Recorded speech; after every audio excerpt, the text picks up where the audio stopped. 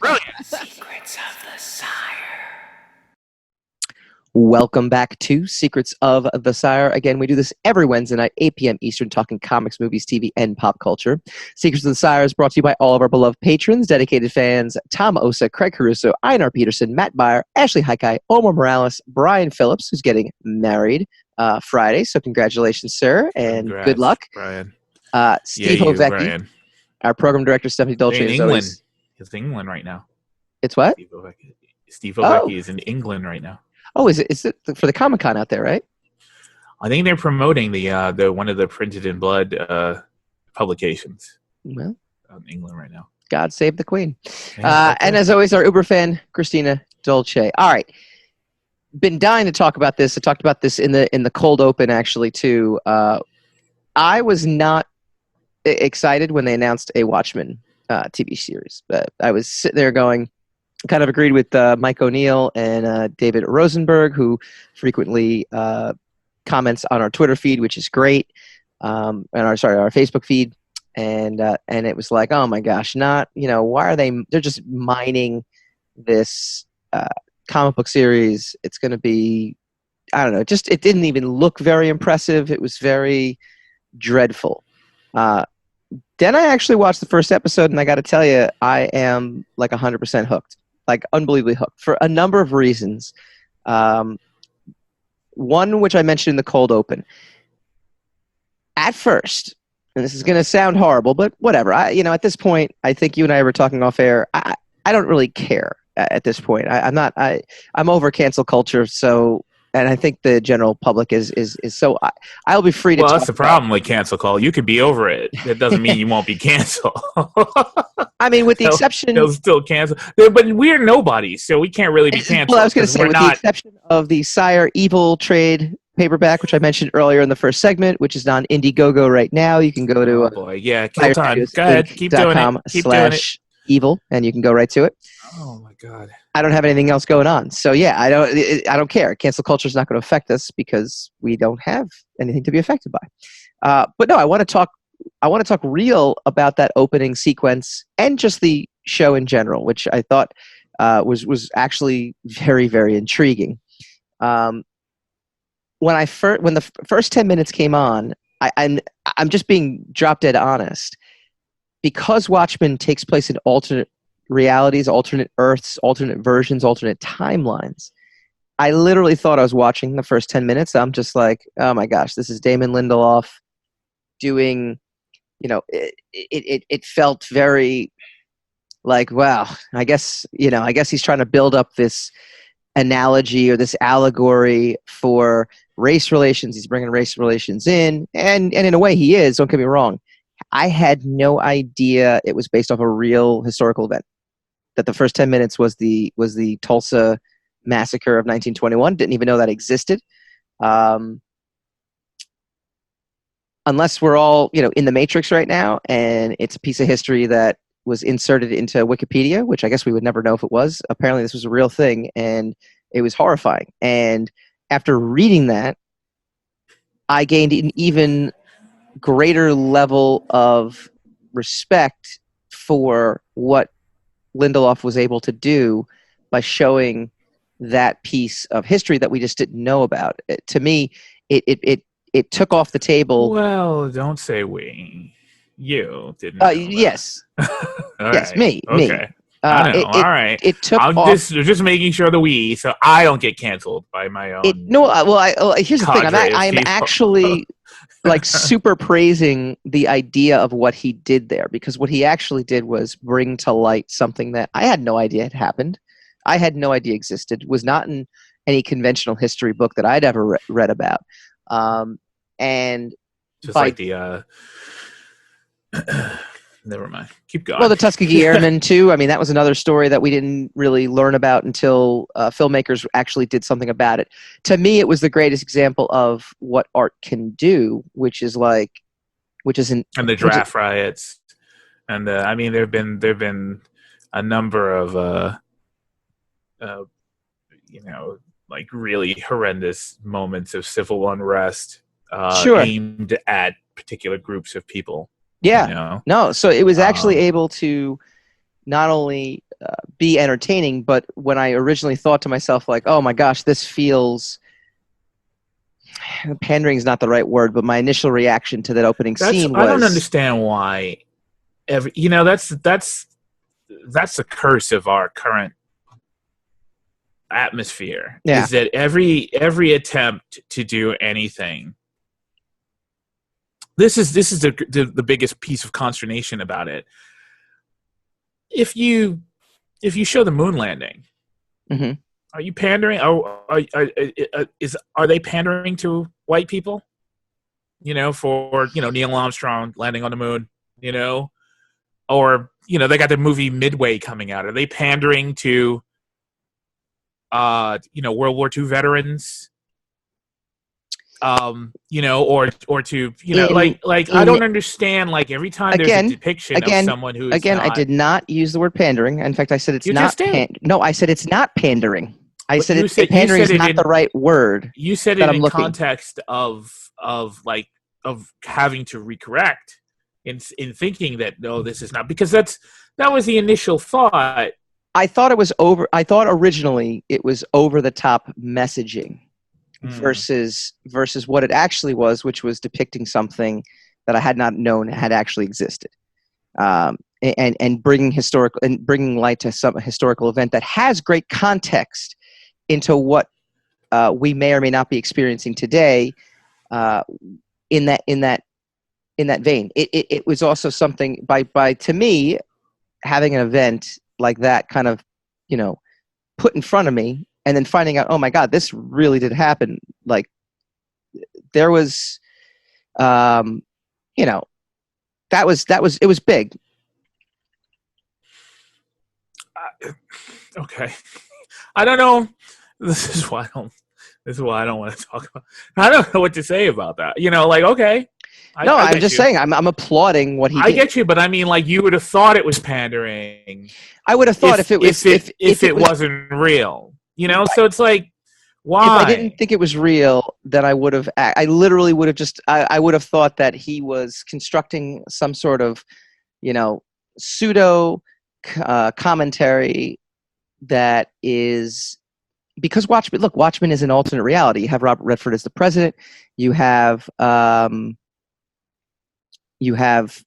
obviously Nixon was president. There's only there's two presidents for the past 30 years. There's all this stuff where it's like, don't, I just figured it was one of those things where it didn't have the same kind of impact, I guess, is really what it came down to. And then finding out that it was something that was real. I don't want to harp completely on this opening event. I didn't want to talk about it at all. No, but okay. It was okay. It was a major thing. It was a major. I don't get that. I mean, I've been hearing that left and right. Like it's either. I mean, you didn't use the word pandering, but I've been hearing about like pandering and like wokeness and whatever. Every time that's anybody who is depicted in anything who's either a woman or a person of color or something like that, it's a pander.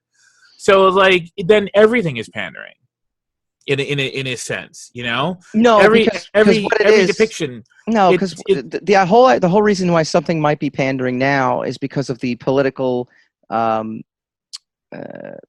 chatter that goes on. That there's a lot of groups that are saying this needs to happen and this needs to happen, and then the art is now it's not. But we're already talking about that. Like, didn't we talk about like the fact that clickbaiting is yes. Polarizing everything? So yes, the chatter that goes on around something isn't the fault. If you like the people who discuss the art in the gallery are not people who get to dictate what that art is, and so. When you get a piece of art and you get 50 people around and they say, "Oh, this obviously is this is a statement against fascism," whether or not the artist actually intended for that to be, then suddenly that's taken as gospel because 50 people around it were talking about it, and then people are like, "Well, this guy shouldn't be allowed to paint if he's going to keep painting these subversive paintings and inflicting them on us."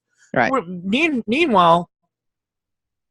The artist never got a chance to talk about anything whatever the intention was, and the art, the image one person decided what that image meant and then spread it like a disease, spread the hysteria like a disease of what his impression was, and suddenly that's all we're talking about. Right. And no one is, that's pandering. That's what pandering is. That's the piece itself isn't pandering.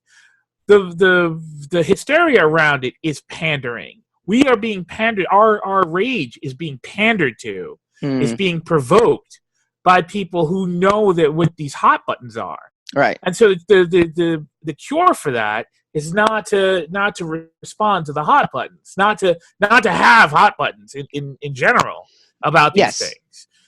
But I mean, that's why these discussions always make no sense. It's like, we're not really talking about. You and I are still not even talking about the actual incident. So let's talk about the show in and of itself. Well, let's talk about the show. We're not talking about the history of it. We're talking about the fact that we didn't know it, and then all of our impressions because of it, and how it works into the milieu of whatever our day to day, whatever. It's that's where the hysteria is perpetuated. Yeah. So I mean, look, the show itself. Oh man, I want to swear so bad. I don't freaking know what the hell that show is supposed to be about, and I'm sure a couple episodes in, it will. You did eventually read the graphic novel, correct? I read the. Okay. I read the graphic. No, I hadn't read the graphic. Right. I hadn't read it when I saw the movie. Right. I saw the movie before. I know. I remember. I fired you. I remember you finding out about that. Yes, I fired you, and then I rehired you because apparently that was years. I broke some unemployment before we had a show. You fired me before we even had a show. Okay, because we had a discussion in the Palisades Mall when we were coming out of the Palisades Mall, and I was like, "Oh, that's great," and you were like, "Oh, they changed the ending," and I'm like, I don't know what was the original ending, and you were like, "Oh, you didn't read the book," and I'm like, "No," and then you were like, "Oh, you." So I guess you fired me there. Yes, because you read me the riot act while we were in front of the movie theater, and with good cause. Maybe it is a seminal work, and I had not read it. So yes, I have read it. I have since read it in V for Vendetta and all the other. The Dark Knight Returns. I had read The Dark Knight Returns and Year One and Kingdom Come. I had read all those by then, by the way, just in my defense. I had not read Watchmen. Watchmen was very dense, though. That's a very dense book to get into, especially by the time I came around to it, and it was being highly recommended to me by other people, and everybody's handing me this giant. Because it was, you can't take it in a separate issue form after a while. You can only get it in graphic novel form. So it was like it's like someone handing you the comic book equivalent of like the Bible. Right. There, read this, and tell me what you think about this, in 2 weeks. So it was really dense. I didn't like the art when I was young. Oh man, I know. When I look at it now, it's fantastic. But when I was younger, I was, if you notice also, the image stuff, with guys coming through skylights and, like double page spreads all over the place. Like you had to have that. If you didn't have that, you weren't doing anything in the 90s. If you notice, Dave Gibbons is the only credited yes guy on this. Alan Moore refuses. What a surprise! What a surprise! Alan Moore has walked away from. Well, I mean, look, whatever they're trying to do. The reason I brought up, did you read the graphic novel, was to A, confirm that you did, but B, also is the fact that the thing that I do like about this is, spoiler alert, the end of the graphic novel ends with Rorschach's journal ending up in, and this, by the way, this is a sequel not to the movie, this is a sequel to the graphic novel, that I did read that. Because it kind of demonstrates that by the reign of right, of which at first I was like, "What the heck's this?" And I'm like, "Oh yeah, okay." So, but it ends up in the offices of the New Frontier, the Daily, whatever it is. I think it was called the New Frontier. Mm-hmm. And Adrian Veidt is talking to Dr. Manhattan. He goes, "Well, in the end, did it? What happened? And did I win? Did it work?" And Dr. Manhattan says, "Nothing ever ends," and that's kind of like the the thing about that that's so great. So to me, this is obviously it feels, and this is a big nod to Trent Reznor, who did the score, by the way.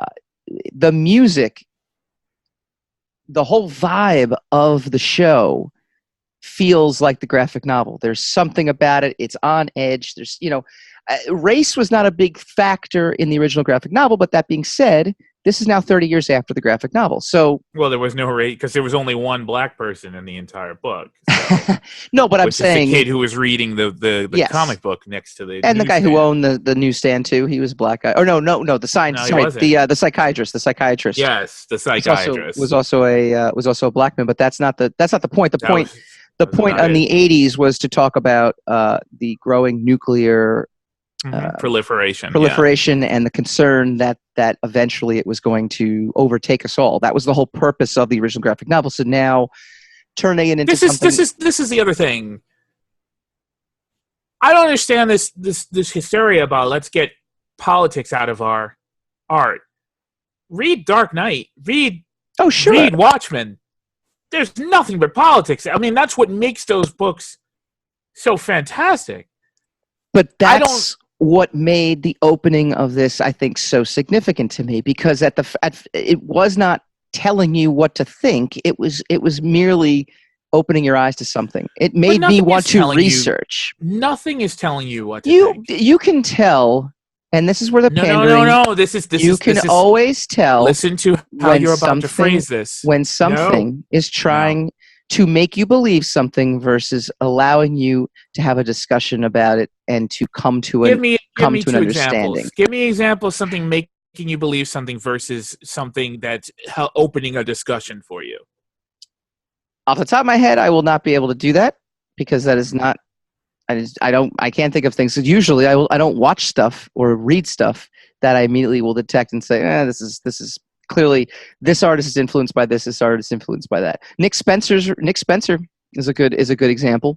I think his whether you are pro-Trump, neutral on Trump, or anti-Trump, you can go read his Captain America run, and everything is representative of Trump being his political views are infused in that in a way that is overt and obvious.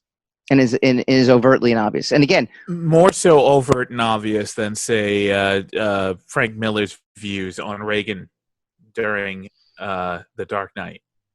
The difference between the 80s and now, though, is social media. And the difference between the 80s and now... The difference between the 80s and now is that you're living now and you were a child in the 80s. No, that's and you true. Didn't know what that stuff was going on. Agreed. That you're not going to tell me that people were not thinking, oh, this guy's trying to tell me how to think. It's no one's telling you how to think. They're telling you how they think. Yes. And then so you either choose to accept how they think or you don't. But nobody's trying to make you think in any particular way.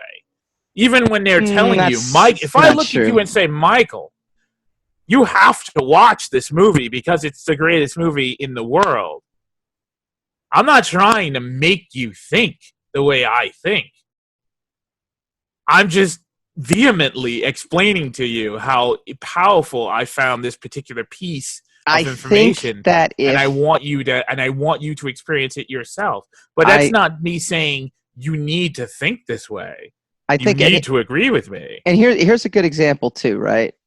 Star Trek, where John Cho's character is in a same-sex relationship. When my dad had no context to that except he knew that George Takei is an out homosexual, he actually kind of shrugged it off and laughed when he saw it because he says, oh, that's kind of cute. It was a nod to George Takei. I see what they did there. However, the response to that in a lot of ways was when John Cho went on his marketing media tour, it actually negatively impacted people's views of that because there was, again, this belief that there's a pulpit. There's that comment. What comment? There's this belief that they're not.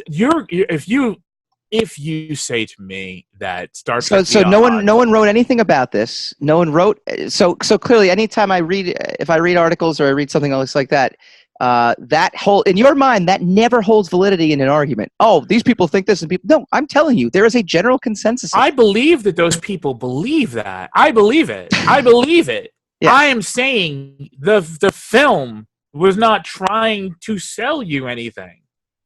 That's what I'm saying. But if the actor who is in the film, and the director is going there saying, "Yes, we did this so that people would do this," well, that is them trying to sell you an idea. We did this so that people would do what? What was the saying? What was the comment? When John Cho, his major thing is, well, I want this to be I want this to be a time when this doesn't even why does this have to be even discussed and spoken about? I can't wait for a time when this is a non-issue and this and that. How is that any more of a sale than? I'm not reading his quotes directly. All right, I'm trying to paraphrase. Then I don't understand. But they're trying to sell. Substantiate it. I am substantiating it because you can't substantiate it with a. You will only accept, Hassan. You will only accept an argument when you can literally point out Article 5 X. I'm literally paraphrasing for you. No, you've got that backwards. You present things as an argument, as a cogent, tangible piece of an argument or a tangible point of view, because several people share that point of view. But then you can never substantiate the several people that share that point of view. And then whenever I just gave you examples. Yes, you just asked me, and you asked me for 2, and I just gave you 2. I just gave you 2 examples. I know, but I disagree with the examples. What are you talking about? All roads lead okay, so hold on. What is your logic? What is your logic that you presented me with a cogent argument, and then therefore I'm supposed to be convinced, or I'm supposed to react to the argument that you gave me? I'm merely saying you're setting up everything as if you're misunderstanding that. I am not. You said they're selling you something. Yeah. And then you said that you brought up the example of Sulu being gay in Star Trek Beyond, right? Mm-hmm. And then I said, okay, well, how is that selling you something? And you said because John Cho said X. And so I said, well, what did John Cho say? Or John Cho? I don't know. Whatever he says. I said, well, what did he say? And then you said, well, I can't tell you exactly what he said. So I'm like, well, okay, so then that's... Yeah, but I was paraphrasing. But I'm like, okay, yeah. But how is that...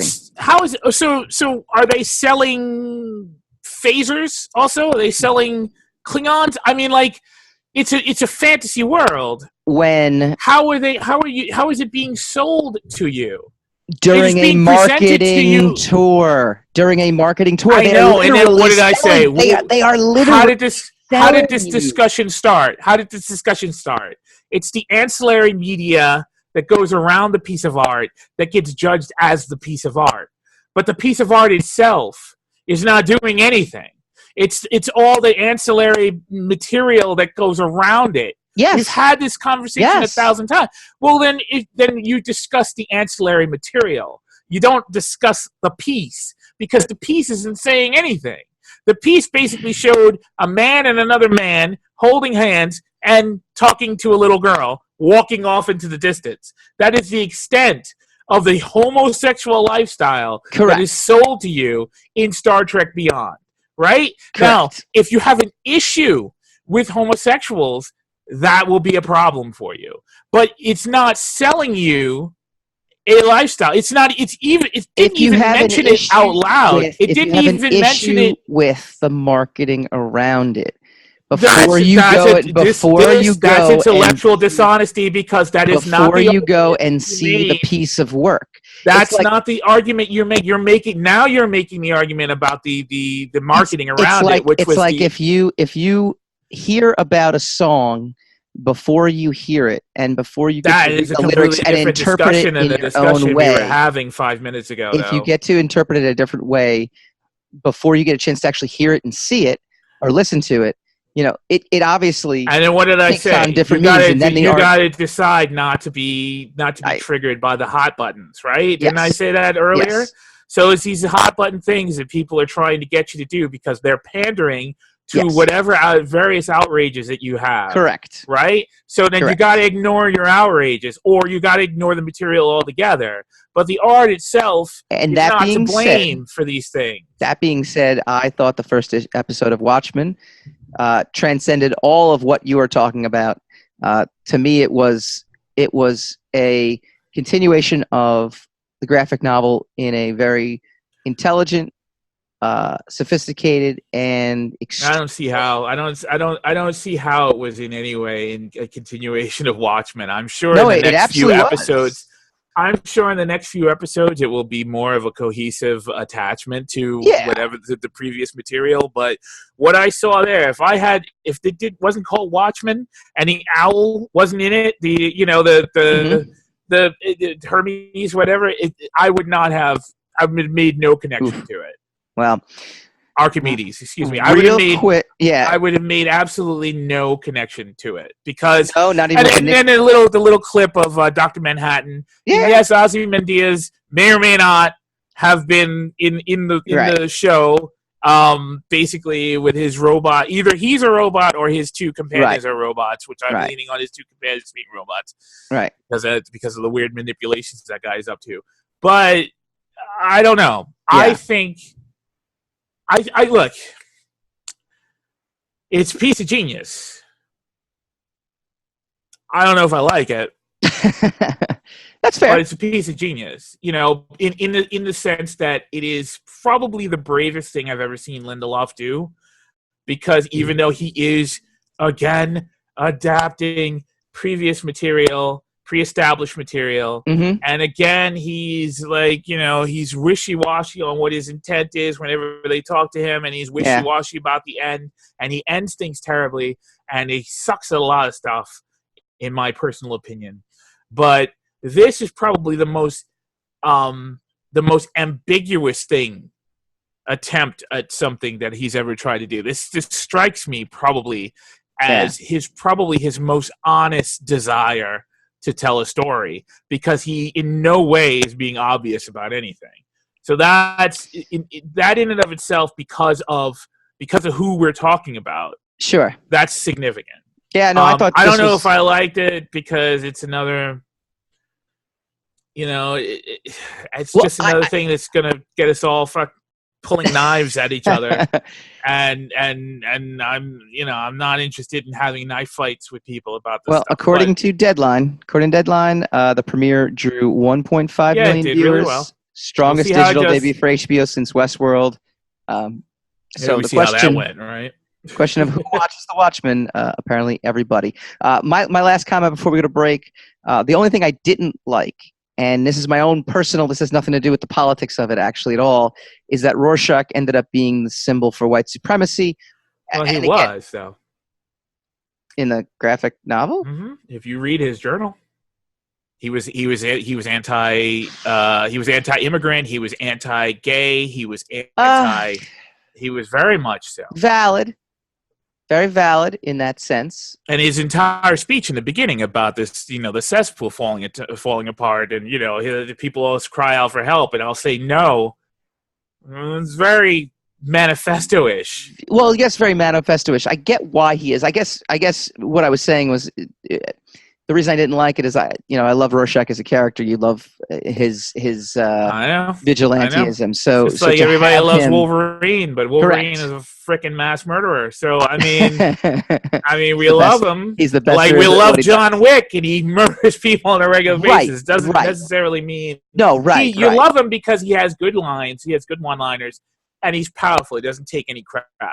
He's like, like in Braveheart, where the guy was talking about Wallace, and he said, uncompromising men are easy to admire, right? Because the guy's not going to change his point of view for anybody. Right. But it doesn't mean he's a good guy. It doesn't mean he's... No, right. I mean, that's my point. He was just one of my favorite characters. So to see his mask be the representation, but you actually make a very valid point in terms of why that is. And again, I'm not even knocking the decision. I know it's going to make sense, and we're going to learn about it. So I'm open to why he is seeing that. But there was still a part of me that goes, damn, he was my favorite character in Watchmen. And it's like, well, can't root for that now.